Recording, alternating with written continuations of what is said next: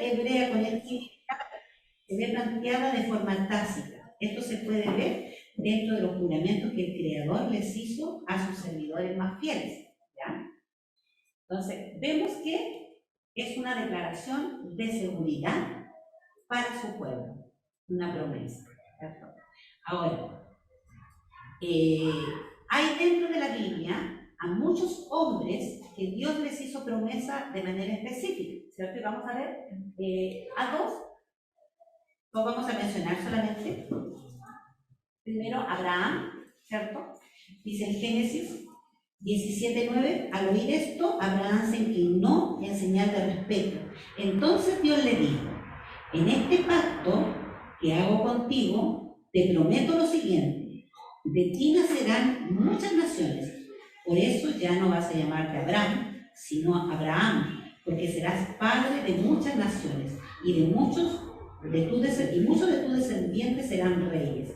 Este pacto que hago contigo, lo hago también con tus descendientes, y no tendrás fin. Yo soy tu Dios, y también seré el Dios de tus descendientes. La tierra de Canaán, de donde ahora vives como extranjero, te la daré a ti para siempre, y también a tus descendientes. Ese fue el pacto, la promesa que Dios le hizo específicamente a Abraham, ¿cierto? Que de él saldrían muchas naciones de la tierra. Y tenemos a otro varón del Antiguo Testamento, Josué. Si avanza, por favor, Vicente. A Josué, que le dicen Josué 1:8, que este versículo es muy conocido, ¿cierto? Dice, nunca se parte de tu boca este libro de la ley, más bien medita en él de día y de noche, para que guardes y cumplas todo lo que en él está escrito, pues lo que está escrito en él. Así tendrás éxito y todo te saldrá bien. No te he mandado que te esfuerces y seas valiente, no temas ni desmayes, porque el Señor tu Dios estará contigo donde quiera que vayas. Aquí tenemos a dos hombres importantísimos dentro de las historias bíblicas, dentro de la trayectoria del pueblo de Israel, a los cuales Dios les hizo promesa de forma explícita.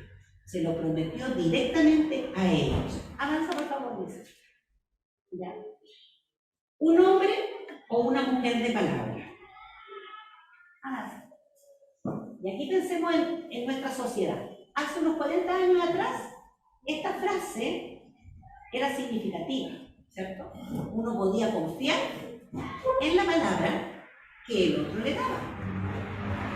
Si una persona se comprometía con el otro, eso se cumplía, ¿cierto? Si se prometía, se cumplía. Hoy, ¿podemos confiar en eso? No. ¿Podemos confiar en un apretón de mano? No podemos, ¿cierto? Hoy todo tiene que ser por escrito, bajo notario, y ni siquiera bajo escrito así que te lo den con una firmita, sino que tiene que ser bajo notario o con abogado. No podemos confiar en nada, en nada. No, la palabra hoy día ofrecida, la promesa ofrecida, hoy día para la sociedad no significa nada. Es simplemente fácil, me olvidé, no pude, cogerse de hombro y listo, ¿cierto? ¿Y la siguiente? Avanza. Y ahora es una pregunta para nosotros. ¿Eres un hombre o una mujer que cumple sus promesas? Y ahí creo que ahí todos salimos reprobados, ¿cierto? Yo me pongo en el caso de mamá nomás. Cuando era chico mi hijo, yo decía, ¿te va a pasar esto? Nunca lo cumplí, ¿cierto? Nos pasa a veces con los hijos, nos pasa a veces en el trabajo, nos pasa con nuestro cónyuge, nos pasa con vecinos que no logramos cumplir. Avanza, por favor. Sí. Número 23:19 dice, Dios no es un simple mortal para mentir y cambiar de parecer. ¿Acaso no cumple lo que promete ni lleva a cabo lo que dice? Gracias al Señor porque no es como nosotros. Gracias a Dios porque no es como nosotros. Porque se imagina, si fuese como nosotros, no tendríamos sustento, no tendríamos de dónde aferrarnos, no tendríamos a quién acudir, porque estaríamos como un barco sin timón, un barco a la deriva. No tendríamos dónde afirmarnos si Él fuese como nosotros. Ahora, piense, ¿cómo se sienten nuestros hijos? Con nosotros siendo responsables en ese sentido. ¿Cómo se sienten los que están a cargo nuestro? Si no podemos cumplir una promesa. Y Josué 23:14 dice, ustedes saben en su corazón que nuestro Dios no ha dejado de cumplir nada de todo lo bueno que nos prometió. Todo lo que prometió se ha hecho realidad. Gracias a Dios por eso, ¿cierto? Bueno, ¿alguien me puede decir un número al azar? ¿Cuántas promesas creen que hay en la Biblia? ¿1000? ¿Ya? No, 220. 220, ¿ya? ¿Qué más? ¿Ya? 50. ¿Ya? No, estamos dando números. Bien. Ponlo, por favor, Vicente. ¿Ya? ¿Estuvieron cerca? Sí, estuvieron cerca. 3.573. Hay unos estudios que estoy mirando que dicen 3.576 y otros 3.572, por eso elegí el que estaba en la mitad, 3.573 promesas bíblicas. Y estas se dividen en dos tipos. Las promesas bíblicas se dividen en dos. Hay otro tipo de divisiones, las promesas personales, las promesas a futuro, las promesas en el tiempo de gracia, las promesas en el tiempo de los profetas. Pero hoy día nos vamos a enfocar en estos dos tipos de promesas que son, la primera son absolutas. Hay promesas de Dios que son absolutas y las otras son condicionales. Condicionales. Y ahí podemos decir, al tiro podemos saltar así, pero ¿cómo Dios nos puede condicionar a darnos una promesa si nosotros hacemos otra cosa? Bueno, Él como buen padre nos enseña que debemos ganarnos las cosas. ¿Cierto o no? Con nosotros le decimos a nuestro hijo, si tú ordenas tu pieza, vamos a, ¿cierto? O vamos a ir a tal lugar, o vas a tener lo que tú quieres, si tú cumples con eso. Como padres siempre usamos ese recurso para poder formarnos, para poder enseñarnos. También estamos condicionando una acción, ¿cierto?, en pago de otra acción. Entonces veamos las absolutas. ¿Ya? Las absolutas es una promesa, absoluta o incondicional. Es aquella cuyo cumplimiento le incumbe solamente al Señor. Su compromiso no está sujeto a las personas ni a las situaciones. ¿A alguien se le puede ocurrir algún ejemplo de este tipo de promesas que hay en la Biblia que no tienen nada que ver con nosotros? No tiene que tener una con... ¿Cómo? Que no saben ninguna de los planes. Ya, muy bien. ¿Lo viste? La que sigue. avanza. ¿Ya? Un ejemplo de promesa absoluta es que Dios prometió que nunca más va a volver a destruir la tierra con un diluvio. Un diluvio. No tiene nada que ver con nosotros. Hagamos lo que hagamos en la sociedad, Dios no va a volver a enviar un diluvio de la magnitud que envió cuando destruyó la tierra en los tiempos de Noé, al ser humano en los tiempos de Noé. Igual fue algo previo. ¿Cuál? Algo previo, un hecho previo. Un hecho previo, sí, pero después prometió que nunca más destruiría por eso. Y ahí comentaba Moisés que yo veo muy relacionado el tema de las promesas de la conductividad conductual. ¿Sí? Como llevándolo un poco como al conductismo. ¿Sí? Sobre todo en las otras. Estoy tratando como de buscar desenmarcarlo de eso, pero sí, desde lo que uno visualiza, tiene que ver mucho eso con modificar la conducta. En los tiempos, modificar las conductas, por ejemplo. Lo mismo que hacemos nosotros con nuestros hijos. Sí lo veo como un poco racional, dentro del... O, por ejemplo, cuando uno lo trata de simplificar con las otras, como uno se relaciona con sus hijos, no hay un proceso de que uno se dé cuenta de las cosas, de que uno pueda reflexionar. Pero en la medida que cuando uno va vivenciando ciertas situaciones que tenemos un proceso en la vida, cuando hacemos una reflexión de un proceso en la vida, ¿cierto? y nos ponemos en una situación determinada que me haya sucedido o que me haya pasado, uno puede reflexionar, si yo no hubiese hecho esto, no me hubiese pasado tal cosa. ¿Cierto? Hay algunas personas que nunca reflexionan sobre eso, sino que viven solamente, viven, ¿cierto? Pero el Señor también a través de sus promesas nos quiere enseñar, ¿cierto? Hoy en día tenemos que pensar que la sociedad, podemos estar de acuerdo con muchas de las cosas que la sociedad de hoy en día está planteando, ¿cierto? Igualdad de derechos, ¿cierto? Igualdad de género, podemos estar de acuerdo con muchas cosas, pero no podemos estar de acuerdo con todo. O sea, si va en contra de lo que la palabra del Señor estipula, nosotros no podemos estar de acuerdo con eso.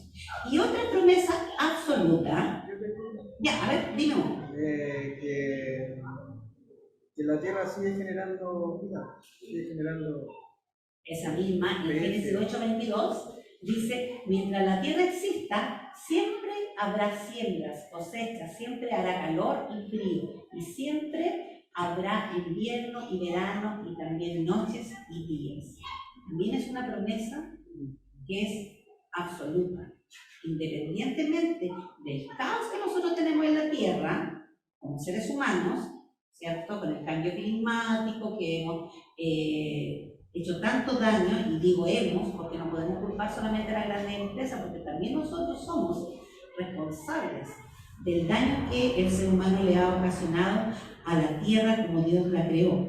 ¿Ya? Y ahí tenemos dos ejemplos, hay muchos otros, pero hoy día vamos a ver dos ejemplos de promesas absolutas. Y ahora veamos las condicionales. Vamos, ¿cierto? La segunda clase de promesas divinas son las condicionales. En otras palabras, el Señor está dispuesto a actuar bajo ciertas circunstancias. Es por lo general una declaración de, si tú haces esto, entonces, ¿cierto? Entonces ahí hay implícita una participación nuestra, ¿cierto? Y eso se refiere a la obediencia. Es tal cual nosotros con nuestros hijos. Nosotros llevamos a que nuestros hijos reflexionen sobre una cierta conducta para que la puedan modificar por el bien de ellos. Por el bien de ellos, ¿cierto? La mayoría de los padres queremos eso, que nuestros hijos modifiquen ciertas conductas por el bien de ellos, no por el bien nuestro. O sea, nosotros podemos tratar de que modifiquen la conducta por el bien nuestro, pero ese no es el fin. El fin es que ellos sean felices, y ellos van a ser felices si llevan una vida honesta, una vida honrada, ¿cierto? Una vida sin mayores problemas. Y eso se cumple siguiendo ciertas condiciones. El otro día escuchaba en la televisión, dado el enfoque que hoy en día tienen los delincuentes, ¿cierto? Escuchaba que los narcos ahora toman niños de 10, 12 años, le ofrecen mucho dinero y los hacen delinquir los sacan de los colegios para que sus familias puedan tener mucho dinero y no tengan que pasar por ciertos apuros. Entonces, se aprovechan de la vulneración de esos pequeños. Aprovechan, ¿cierto? Son inimputables, no reciben condena, son niños, pero también van a este otro extremo. Entonces, nosotros como sociedad, ¿qué hacemos? ¿Qué hacemos? Nosotros en la palabra del Señor tenemos grandes promesas, que si no las conocemos, no podemos tomarlas como nuestras, ¿cierto? Ejemplo de promesas condicionales, ¿cierto? Mira. En Romanos 10:9 dice, pues ustedes reconocen con su propia boca que Jesús es el Señor, y si creen de corazón que Dios le resucitó, entonces se librarán del castigo que merecen. Avanza, por favor. Y ahí dice, esta es una promesa de salvación, ¿cierto? Entonces se librarán del castigo que merecen, ¿cierto? Pensemos que estamos condenados, porque la palabra del Señor dice que cuando todos pecaron, están destinados a la muerte. Todo esto es fe. Todo esto tiene que ver con la fe, con el creer, ¿cierto? ¿Y cuál vendría siendo la condición aquí? ¿Cierto? La condición es que reconocer que Jesús es el Señor y creer en su resurrección. Y ahí hay algo que depende de mí. Depende de mí. Si yo creo o no creo. Si yo lo acepto o no lo acepto. Ahí está la condicionalidad de esta promesa. Veamos otro ejemplo. Santiago 1, 5, 6 dice: si alguno de ustedes no tiene sabiduría, pídasela a Dios. Él se la da a todos en abundancia, sin echarle nada en cara. Eso sí, debe pedirla con la seguridad de que Dios se la dará. Porque los que dudan son como las olas del mar, que el viento lleva de un lado a otro. ¿Ya? ¿Cuál es la promesa ahí? Avanza, Vicente. ¿Ya? Promesa de sabiduría. ¿Cierto? Dice: pídasela a Dios, Él se la da a todos en abundancia. ¿Se imagina si nosotros hiciéramos nuestra esta promesa? ¿Cómo seríamos de sabios? Y la sabiduría no tiene que ver con la inteligencia humana, ¿ya? Porque hay personas que tienen hasta doctorado y son necios, totalmente necios, ¿cierto? Entonces, tiene que ver con el creer en Dios, ¿ya? ¿Y cuál es la condición de esta? Pedirla con seguridad. Entonces, no dudar. No dudar. Entonces, tenemos una promesa de sabiduría. ¿Y cuál es la condición? Pedirla con seguridad, no dudar. Quiere decir que hemos dudado si es que la hemos pedido. Si no creemos que somos muy sabios, ¿cierto?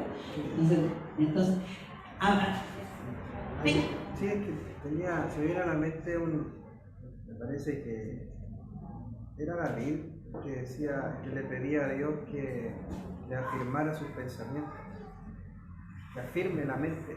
Examíname, oh Dios, y ve si hay en mí camino de perversidad. Claro. El Salmo 139. Pero también le pide ayuda en que le afirme su seguridad, que le dé seguridad, seguridad. ¿cierto? Que le ayude en su incredulidad, dice el centurión. El padre y el hijo. El padre que pide va a pedir la sanidad por su hijo. Por su hijo, ¿cierto? Y esto es muy importante, y esto tiene que ver todo con la fe, con el creer sin ver, ¿cierto? Porque nosotros debemos reconocer que dudamos mucho, sobre todo en este tiempo donde la ciencia ha avanzado tan grandemente, donde tenemos acceso a tanto conocimiento, que no estoy diciendo que sea mentira, pero donde es un conocimiento que muchas veces nos puede llevar a confusión, a dudas, ¿cierto? Y hay un versículo en uno de los profetas, no recuerdo si menores o mayores, que dice: la letra mata. Entonces por eso los hermanos pentecostales no estudiaban la palabra del Señor, porque decían: la letra mata, ¿ya? Pero tal vez no se estaba repitiendo estudiar mucho la palabra del Señor. Por el contrario, la Biblia nos insta a escudriñar la palabra del Señor. Pero a veces, cuando tenemos tanto conocimiento científico, y del mundo en el que estamos viviendo, entramos a dudar de lo que la palabra del Señor dice. La palabra del Señor no nos explica todo. ¿Cuál es tu versículo favorito, Ricardo, en Deuteronomio? Las cosas ocultas. 29. Las cosas manifiestas son para los hombres, pero las cosas ocultas son de Dios. Entonces ahí solamente entramos en esto de la fe, el creer sin ver. Y tenemos un ejemplo más de este tipo de promesa, que dice en Malaquías 3:10: traed todos los diezmos al alfolí y haya alimento en mi casa, y probadme ahora en esto, dice Jehová de los ejércitos, si no os abriré las ventanas de los cielos y derramaré sobre vosotros bendición hasta que sobreabunde. Ustedes saben acá que nosotros no obligamos a nadie a diezmar, lo saben. Y no se trata de esto, esta promesa, ¿ya? Avanza, por favor. Dice que es una promesa de provisión. Nada te va a faltar. Derramaré sobre vosotros bendición hasta que sobreabunde, ¿ya? ¿Y cuál es la condición? ¿Cierto? Si lo leemos textualmente, es que tiene que diezmar, ¿ya? Y eso lo aprovecharía mucha iglesia. Usted tiene que diezmar, ¿cierto? Pero lo que está hablando aquí el Señor es: que no falte alimento en su casa, ¿cierto? Entonces, hablamos de la generosidad. Hermano Ricardo. Como está un sujeto relacionado con lo que dice de que la dádiva del hombre es santa, Sí, la excepción a la dar. bendición en el dar, ¿cierto? Entonces ahí nos está enseñando el Señor a ser generosos, a poder mirar no solamente nuestro metro cuadrado, sino que poder dar, y ahí hay una bendición. Yo siempre le digo, el Eduardo está muy molesto con un tipo que va a la casa a pedir. Es un tipo joven que va a pedir y el Eduardo enojado le da porque sabe que nosotros le damos al que vaya. Enojado le da. ¿Por qué? Porque dice que un tipo joven que podría estar trabajando. Y a lo mejor tiene razón. Pero nuestro deber es dar y se enoja. Entonces es importante que podamos ser generosos, que aprendamos a ser generosos. Estos son tres tipos de promesas. Recordemos que hay 5.375. No, 3.573. Hay muchas promesas, más de 3.000. ¿Ya? Avanza, por favor, Vicente. Dios nos conoce. ¿Ya? Dice Eclesiastés 5, 4 y 5. Aquí vamos a transformarnos. Dimos promesas de Dios, que son absolutas y son condicionales. Pero ahora Dios nos dice esto a nosotros en Eclesiastés, que lo escribió Salomón, ¿cierto? Cuando a Dios hagas promesa, no tardes en cumplirla, porque Él no se complace en los insensatos. Cumple lo que prometes. Mejor es que no prometas y no que prometas y no cumplas. Aquí nos dice clarito el Señor, mejor no prometas. Mejor no prometas. Mejor es trataré, voy a ver si puedo, lo intentaré, ¿cierto? Está el deseo de mi corazón es hacerlo, pero cuando nos comprometemos a algo, debemos cumplir. Eso marca una diferencia entre la sociedad de hoy y nosotros. Yo no sé, a mí siempre me retan en la casa porque me gusta ver el doblado. Yo no sé si ustedes lo conocen, me encanta el doblado. Y aunque dice mucho garabato, mi mamá siempre me reta, ay, Susi, estoy escuchando eso. Pero ahí hay un doblado donde dice que los chilenos son mentirosos y se le hace la entrevista ahí a un político. Dice que ustedes los políticos son muy mentirosos. No, nosotros no somos mentirosos. Pero usted no cumple lo que promete. Sí, nunca prometemos que va a ser en la actualidad, prometemos que a futuro, por lo tanto ese futuro nunca llega, ¿cierto? Prometemos que a futuro. Entonces, muchas veces somos como los políticos. Prometemos, queremos que confíen en nosotros, pero nosotros no damos el paso a ser realmente rectos, correctos, en que nuestro sí sea sí y nuestro no sea no, como Dios lo dice en su palabra. ¿Ya? ¿Cuántas eran las promesas? 3.573. Ay, qué buena memoria tienen. Avanza nomás, Vicente. Quiero verlo de nuevo. 3.573 promesas. Ahora, una pregunta para nosotros. ¿Cuántas veces has prometido algo que no has podido o no has querido cumplir? No me lo diga a mí. Lo que usted recuerde. En alguna situación usted ha prometido y no ha podido o no ha querido cumplir. Yo creo que se le vienen varias solamente. ¿Cierto? A mí se me vienen. Gracias al Señor, porque no es como nosotros, la Sarai se ríe sola, ¿cierto? Avanza. ¿Ya? ¿Cuántas veces has prometido? Ya esa es la pregunta. Y ahora de nuevo. Ahora de estas 3.573 promesas bíblicas, ¿cuántas conoces tú? Yo quiero que usted haga un ejercicio en la casa. La unidad. Que usted haga un ejercicio en la casa, sin mirar la Biblia, sin googlear, que escriba, para ver cuántas conoce. ¿Ya? Solo el ejercicio es para usted, para ver cuántas de estas promesas conoce usted. Y para finalizar, tengo ahí un plato de tallarines. ¿Qué tiene que ver esto con la promesa? ¿No? ¿A quién le gustan los tallarines con salsa? Un plato único. Ya, bueno, uno de mis hijos, uno de nuestros hijos, no le gustaban los fideos con salsa. No le gustaban los fideos con salsa. Le levantó la mano el tipo. ¿Ya?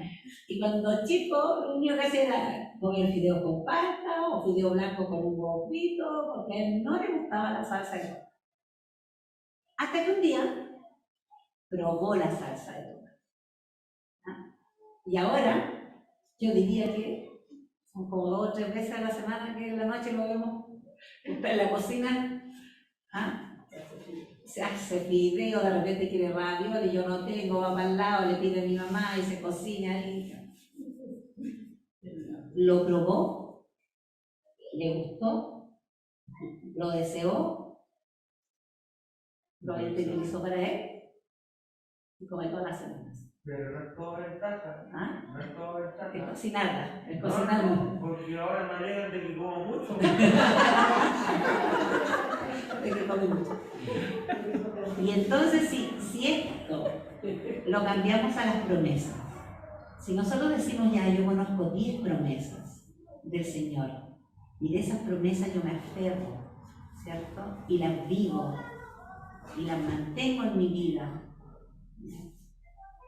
y las declaro para mí. No estoy hablando como esta iglesia que dicen te declaro en el nombre del Señor que tú nunca más vas a...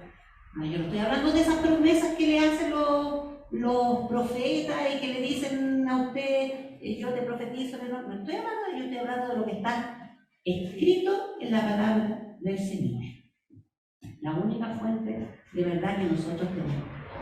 Entonces, si como Eduardo en este plato de tallarines que no le gustaba porque pasó muchos años de su vida que no quería probarla, que no quería probarla, que no quería probarla, hasta que la probó y le gustó, la saboreó y ahora le gusta mucho.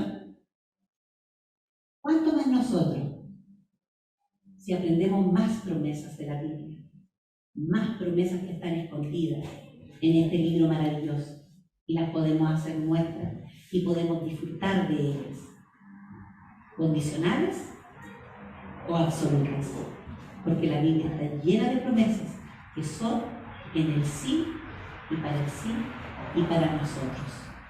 Así que yo lo desafío a usted, a los que están en la casa, a que pueda descubrir estas promesas maravillosas que el Señor tiene para nosotros. A lo mejor nunca las vamos a conocer todas, ¿cierto? Pero sí, propóngase una a la semana.